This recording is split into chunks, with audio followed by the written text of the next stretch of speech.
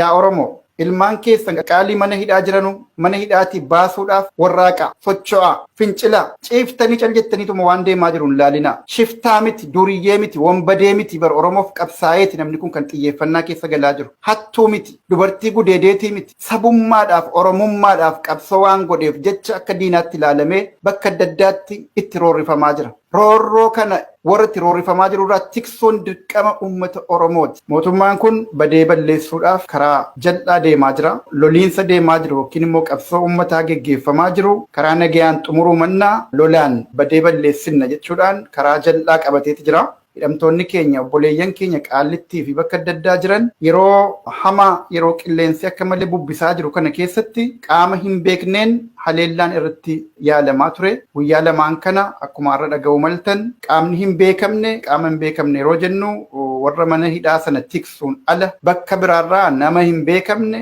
uffata waraanaa uffatanii humnaan mooraa cabsanii seenuudhaaf bakka jawaarfaa bakka lanfaa jiran iyyaafachaa akka turan dhageessaniittu warri hin dhagahinis dhagahaa.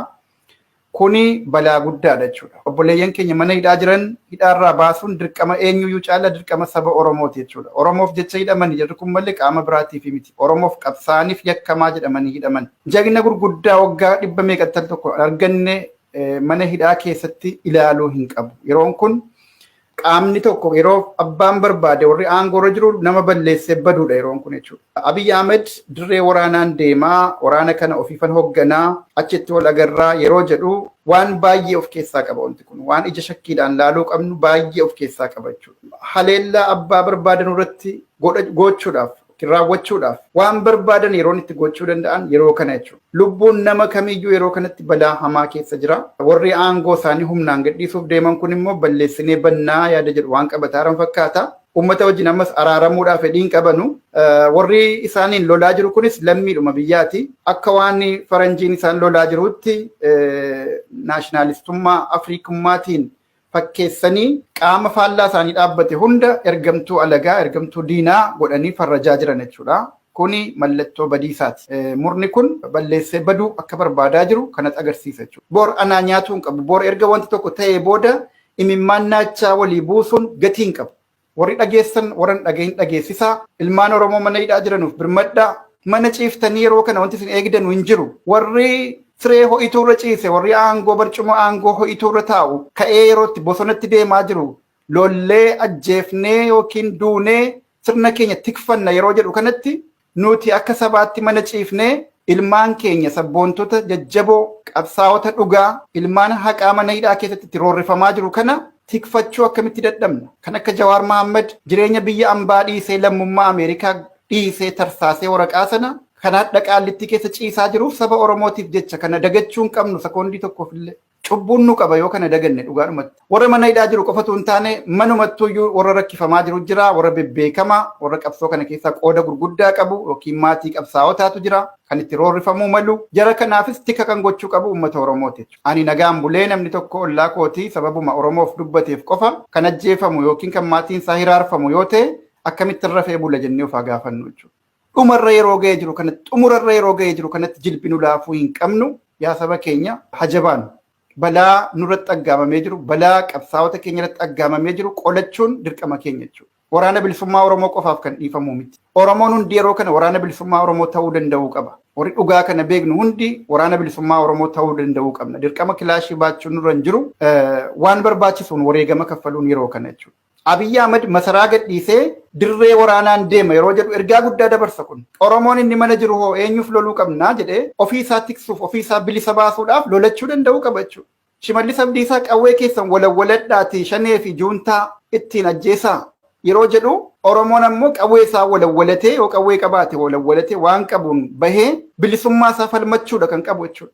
TPLF kaabarraa dhufee Oromoo bilisan baasu. TPLF saba ofii bilisa baaseera. Kana bira darbee immoo diinota koo bakka jarri jiranutti barbaadeen tarkaanfii irratti fudhadha jedhee deemaa jira. Oromoon qe'ee kee irratti bilisa of baasuu yoo hanqatte nama biraan komatiin. Ammoo TPLF waggaa 27 kaleessaa hariiroo maalii akka waliin qabnu beekna. Isa dhufee bilisa na baasettee eegdas yoo ta'e dogoggora. Isa aangoorra jiru kana bilisiginnaa nafxeenyaatu immoo bilisa na baasaa jira jettees yoo yaadde kunis dogoggora. nama nabdatiin ofii kee irratti hirkadhu qabda humna ijoollee jajjaboo rabbiin eebbisee sii kenne waraana bilisummaa Oromoo kan sodaa tokko hin qabne kan lubbuu ofii gurguranii siif lolaa jiran qabda. Eebbifamaadhaati. Saba eebba qabudha. Dhaamsi koo guddaan hidhattoonni mootummaa poolisii federaalaa ta'uu danda'u. Poolisii Oromiyaa ta'uu danda'u. Humna addaa Oromiyaa ta'uu danda'a. Milishaa ganda keessa jirtu ta'uu dandeessa. Kun hundinuu yeroon kun yeroo dirqama biltsiginnaan gubbaadhaa isinii kennite raawwachuuf otos dhidhiittattanuu dhumaatiin keessan mirkanaa'u tun taane yeroo itti ejjennoo keessan jijjirtanii sabaa wajjin araaramtanii sabboontota wajjin araaramtanii sabboontota wajjin firoomtanii galata ooltanuufidha yeroon kun. Yeroon kun yeroo isin sabboontotaaf maatii sabboontotaatiif galata ooluudhaan seenaa keessan xurataa qulqulleeffattanuu haaromfattanuudha. Kanaani wanni guddaan isinii dhaamuu barbaadu jechuudha. Kana warri dhagahaa jirtan kun firoota hidhattoota wayii qabdan yoo ta'e mootummaa keessa kan jiru hundaaf dhaama deebii saba kee wajjin dhaabbadhu jedhaani. Dubbiidhaa dhumate waa hundaa dhumate xurii keessan dhaabbatini keessaa obbaasi dafii harka kee dhiqadhu. Saba wajjin dhaabbachuudhaan sabaaf galata ooliitii dafii seenaa kee tolfadhu. Warra bor abaaramu warra bor yakkamu tun taane warra bor eebbifamu fi warra bor galateeffatamu ta'i. Kana gochuuf immoo ammarraa qabii ejjennoo kee jijjiiri. Qawwee kee kan ittiin alagaan jabaa kee akkati ajjeeftu si ajaje sana jabaa kee sana ittiin tiksuudhaan alagaa ofirraa dhahi. Kan jedhu wal gorsuu barbaachisa. Dhaamsi walii dabarsinu isa kana jechuudha. Yeroo murteessaa kanatti seenaa tolfachuunis salphaadha. Seenaa ofii balleessuunis salphaadha. Lachuu baay'ee dhiyaateera jechuudha. Seenaa kan kee balleessitee lamuu akka lafaan kaanetti dhaloota kee, maatii kee, ilmaan kee hunda miidhuu malta jechuudha waan yeroo kana gootuun. Yoo ergama diinaa fudhattee saba kee irratti garaa jabaatte, obboleeyyan kee sabboontota irratti garaa jabaatte seenaa kee balleessiteetta jechuudha. Bor yakkamaadhaati. Yoo ammoo yeroo kanatti sammuu kee jijjiirrattee ejjennoo kee sirreessitee uummata kee faana dhaabbatte warra nama ajjeese jedhee si erge sana lakkiin ajjeesu jettee isa silaa ajjeefamu sana tiksitee dhaabbatte seenaa kee haaromfattee jagna taateetta goota taateetta jechuudha.